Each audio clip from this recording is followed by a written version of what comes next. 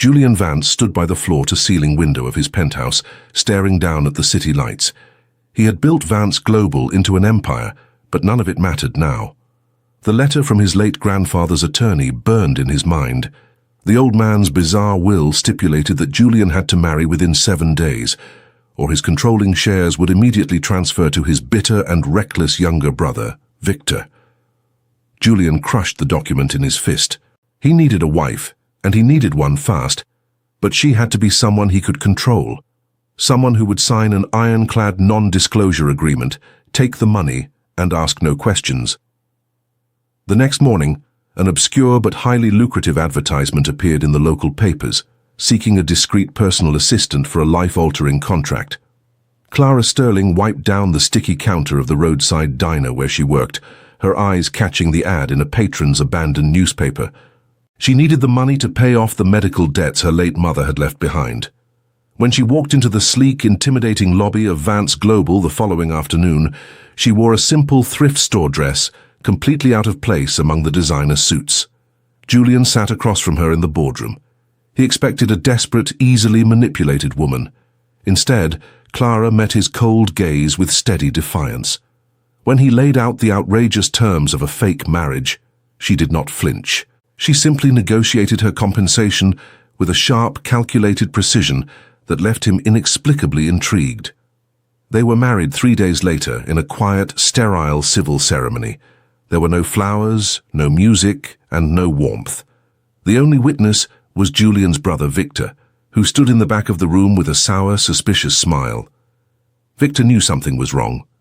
Julian Vance did not fall in love, and he certainly did not marry random waitresses.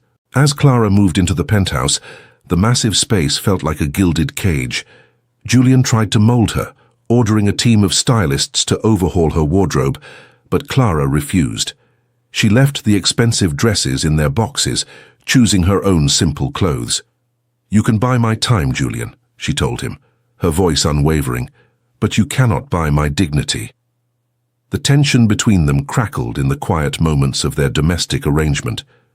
Julian was used to women who fawned over him, but Clara challenged every arrogant word he spoke. Yet there were moments that pierced through the coldness. One evening, Julian returned home pale and trembling from a severe migraine, a weakness he hid from the corporate world. Clara did not mock him or call the staff. She quietly brought him water, dimmed the lights, and placed a cool towel over his eyes, sitting by his side until he fell asleep.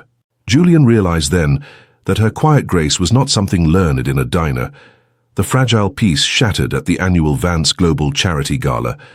Victor had spent weeks hiring private investigators to dig into Clara's past, and he finally found the missing puzzle piece. In the middle of the ballroom, surrounded by the city's elite, Victor stepped up to the microphone. He held up a thick dossier, his voice echoing with malicious triumph. He announced to the stunned crowd that the new Mrs. Vance was a fraud. She was not a poor waitress. She was Clara Sterling, the vanished heiress to the disgraced Sterling capital fortune, a family Julian's own grandfather had ruined a decade ago. Julian felt the air leave his lungs. He looked at Clara, seeing the undeniable truth in her tear-filled eyes.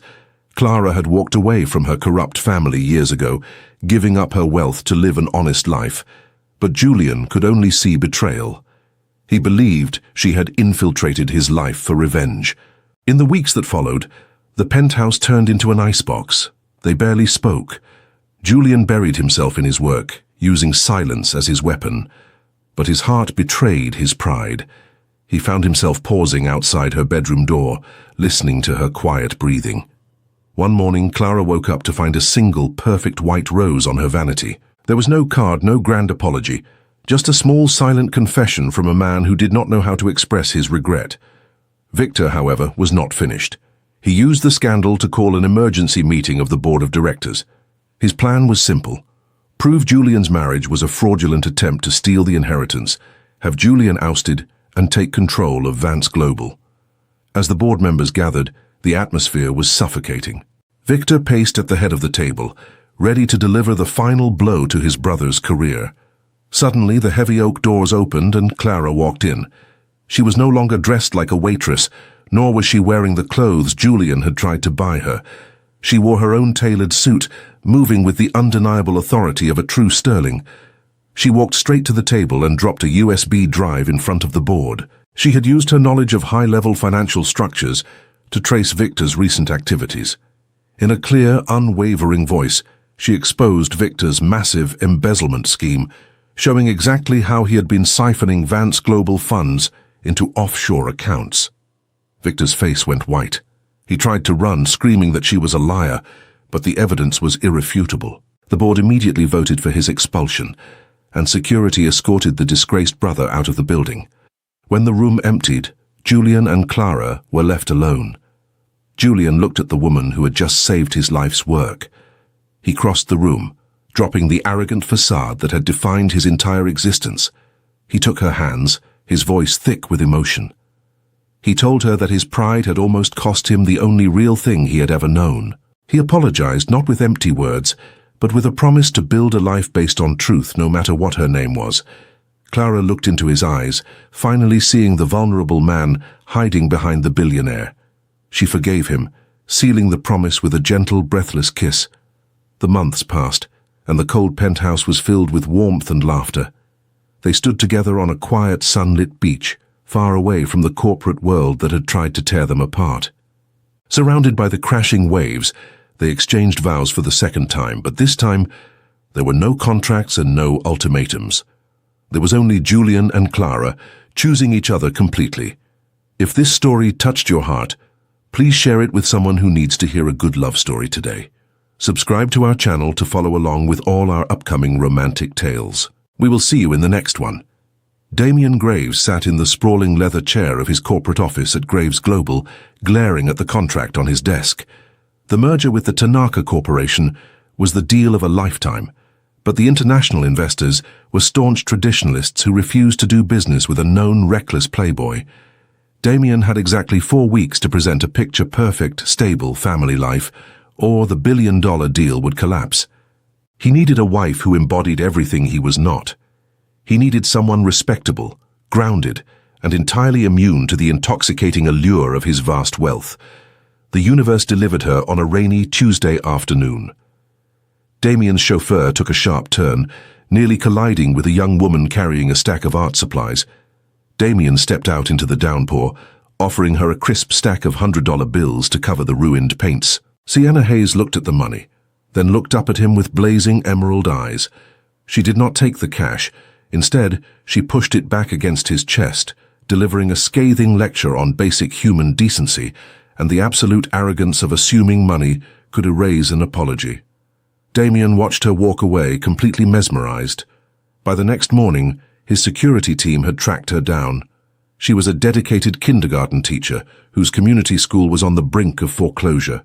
When Damian arrived at her classroom with a drafted marriage contract, offering to fully fund her school in exchange for 1 year of pretending to be his devoted wife, Sienna hesitated, but the survival of her students won out.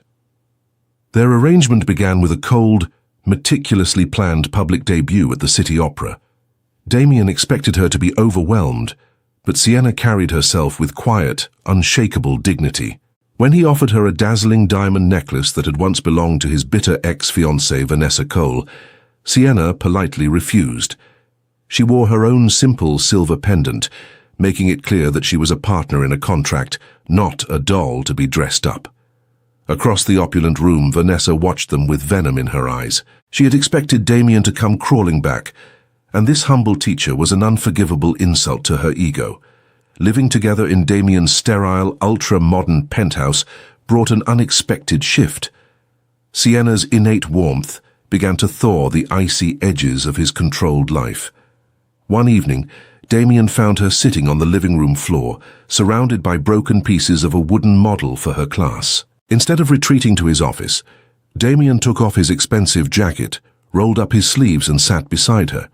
They spent hours gluing and painting, their hands brushing occasionally, sparking a tension that neither could easily ignore.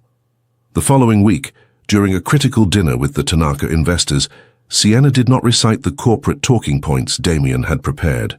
She spoke passionately about education, community building, and the importance of leaving a legacy of kindness. The strict investors were thoroughly charmed, and Damien found himself staring at his fake wife, realizing the rigid lines of their contract were dangerously blurring into reality. But the fragile connection shattered when Vanessa's hired private investigators struck gold. Vanessa invited Damien to a private lunch and slid a folder across the table with a triumphant smirk. Inside were photographs of Sienna visiting a small suburban house, hugging a 5-year-old boy named Leo. Sienna was a mother, a secret she had kept completely hidden from Damien. Vanessa spun a toxic narrative, claiming Sienna was a calculated gold digger looking for a billionaire to bankroll her hidden child. Blinded by sudden jealousy and the familiar fear of being used, Damien returned to the penthouse and confronted Sienna. The argument was fierce and heartbreaking. Sienna did not deny Leo's existence, but her voice broke as she explained she had hidden her son to protect his innocence from the ruthless, paparazzi-infested world Damien controlled. "You think my world is poison," Damien said coldly. "No," she replied, tears spilling over her cheeks. "I think your inability to trust anyone is the poison." The penthouse plunged into an agonizing silence. They slept in separate wings, speaking only when necessary for the flashing cameras. Damien threw himself into finalizing the merger, but his corporate victories felt incredibly hollow, without her proud smile. Slowly, the ice began to crack from his side. He could not bring himself to apologize directly with words, but he started leaving small, undeniable tokens of his remorse. He secretly ensured the failing heating system at her school was entirely replaced overnight. He left a rare first edition of her favorite childhood book on her nightstand without a note. Sienna saw the gestures, understanding the silent language of a powerful man terrified of his own heart. Vanessa, furious that her revelation had not destroyed the marriage publicly, decided to play her final devastating card. On the eve of the merger's signing gala, Vanessa planned to leak the photographs of Leo to the tabloids, framing Damien as a liar and Sienna as a scam artist, which would guarantee the investors pulled out of the deal. However, Vanessa made a fatal error. She gloated about her plan on a phone call with a tabloid editor, while in the powder room of an upscale restaurant, completely unaware that Sienna was in the adjacent stall. Sienna's fierce protective instincts flared. She pulled out her phone and recorded the entire conversation, capturing Vanessa's malicious intent and her clear admission of bribing private investigators. The climax arrived at the grand ballroom of the final gala. Just as Vanessa stepped up to a group of influential reporters preparing to drop her manufactured scandal, the main ballroom speakers crackled. Instead of the gentle classical music playing, Vanessa's own voice echoed through the massive room, detailing her desperate, vindictive plot to ruin Damien and exploit an innocent 5-year-old boy. The crowd gasped in collective horror. The lead investor looked at Vanessa with absolute disgust. The elite crowd backed away from her, as if she were diseased. Humiliated and permanently stripped of her social standing, Vanessa fled the ballroom, her reputation entirely destroyed. Damien found Sienna out on the quiet balcony, overlooking the glowing city skyline. He had won the massive merger, but he knew absolutely none of it mattered if he lost her. He walked up behind her and gently turned her around. "I do not care about the company, Sienna," he whispered, his voice rough with raw emotion. "I care about you, and I care about Leo. If you let me, I want to be the man you both deserve. No contracts, no expiration dates." Sienna searched his eyes, finding only absolute vulnerable sincerity. She reached up, gently cupping his face, and pulled him into a deep, defining kiss that sealed their true beginning. A year later, the sprawling green gardens of the Graves estate were filled with the sound of pure joy. Sienna stood on the sunny patio, watching proudly, as Damien chased a giggling Leo across the grass. With Damien's full support, she had transformed her small community school into a massive, fully funded educational foundation for underprivileged children. She had entered his harsh world just to survive, but together, they had built an unbreakable empire of love. If this story touched your heart, please share it with someone who needs to hear a good love story today. Subscribe to our channel to follow along with all our upcoming romantic tales. We will see you in the next one. Sebastian Kane sat in the velvet booth of the exclusive underground club, swirling an amber liquid in his crystal glass. He was the undisputed king of Kane Enterprises, a man who viewed human connection as nothing more than a series of calculated transactions. Across the table, his longtime business partner, Benedict Cole, wore a sly, challenging grin. Benedict tossed a platinum chip onto the table, proposing a high-stakes wager. He bet that Sebastian could not find a completely ordinary woman, someone entirely outside their elite circle, and make her fall in love with him in time for the upcoming charity ball. If Sebastian failed, Benedict would demand a controlling stake in their new technology subsidiary. Sebastian, driven by his insatiable ego and an absolute refusal to lose, accepted the bet with a cold handshake. He created a blank profile on an obscure dating application, using only a vague photo and a false profession. Within days, he matched with Margot Ellis. She was a brilliant but underpaid botanical researcher who spent her days working in a dusty university greenhouse. When they met at a modest coffee shop for their first date, Sebastian was armed with a carefully constructed charm offensive. He expected her to be easily impressed by his fabricated stories. Instead, Margot saw right through his polished exterior, challenging his cynical views on life with a sharp, refreshing wit. She did not care about his supposed middle management job. She cared about his opinions on art, his hidden fears, and his worldview. For the first time in his life, Sebastian found himself genuinely struggling to keep up with a conversation. As the weeks passed, Sebastian seamlessly integrated himself into her quiet world. He brought her to lavish events under the guise of work obligations, using his wealth subtly at first. He offered to pay her exorbitant student loans, framing it as an investment in her research. Margot proudly refused his money, insisting on maintaining her independence. She refused to let him buy her affection, a defiance that only fueled Sebastian's complex fascination with her. Benedict watched from the sidelines, his greedy eyes calculating every interaction, waiting for the perfect moment to strike and claim his prize. The fabricated relationship began to feel dangerously real. They argued over trivial things, their voices echoing in his massive penthouse, yet every fight ended in a charged, breathless silence. One evening, after a heated debate over his ruthless corporate tactics, a sudden thunderstorm knocked out the power. Stripped of the glowing city lights and his endless distractions, Sebastian sat with Margot in the dark. She reached out, gently tracing the tense lines of his jaw, completely unaware of the empire he commanded. In that vulnerable moment, the lines of his deception blurred. He leaned in, kissing her with a desperate hunger that terrified him. But Margot was harboring a devastating secret of her own. During a walk through the city park, she suddenly collapsed, her breathing shallow and erratic. Sebastian rushed her to the nearest hospital, his perfectly controlled facade shattering into pure panic. The attending physician pulled Sebastian aside, revealing a truth Margot had fought fiercely to hide. She had a rare chronic heart condition that required immense funding and rest, neither of which she possessed. She had known her time was limited, which was why she lived with such fierce, unapologetic passion. The revelation broke something deep inside Sebastian. He felt a suffocating wave of guilt. He had approached her as a callous game, a pawn in a billionaire's bet, while she was literally fighting for her life.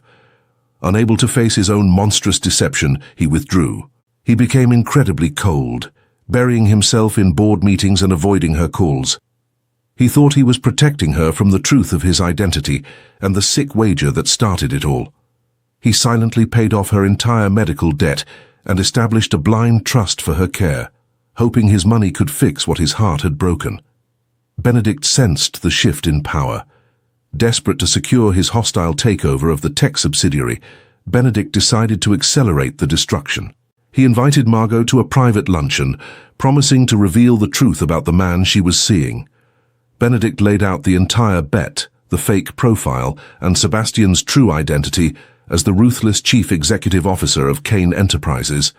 He framed Sebastian as a monster who was merely waiting for her to die so he could win a corporate game. Heartbroken and humiliated, Margot packed her modest belongings and vanished into the city. leaving behind a simple note that told Sebastian he could keep his money and his lies. Sebastian's world imploded. When he discovered what Benedict had done, a terrifying, quiet fury took over. He did not yell or break things.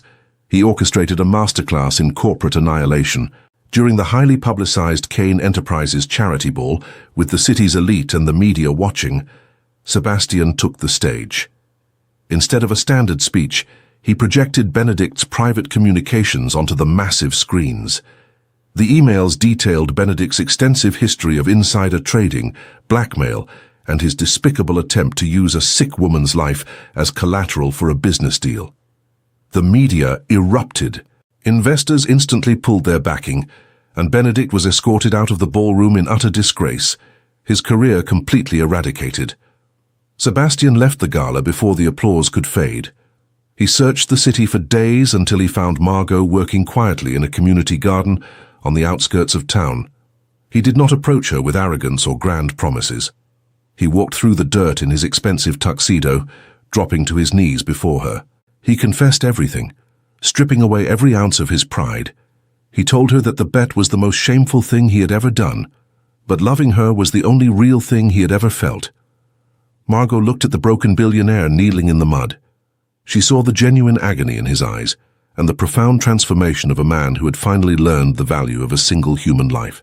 She reached down, her hands trembling, and pulled him up, forgiving him with a quiet, tearful embrace. Several years later, the towering skyscrapers of Kane Enterprises were a distant memory. Sebastian had stepped down as chief executive officer, leaving the corporate warfare behind. He and Margot lived in a beautiful, sunlit villa by the Mediterranean Sea.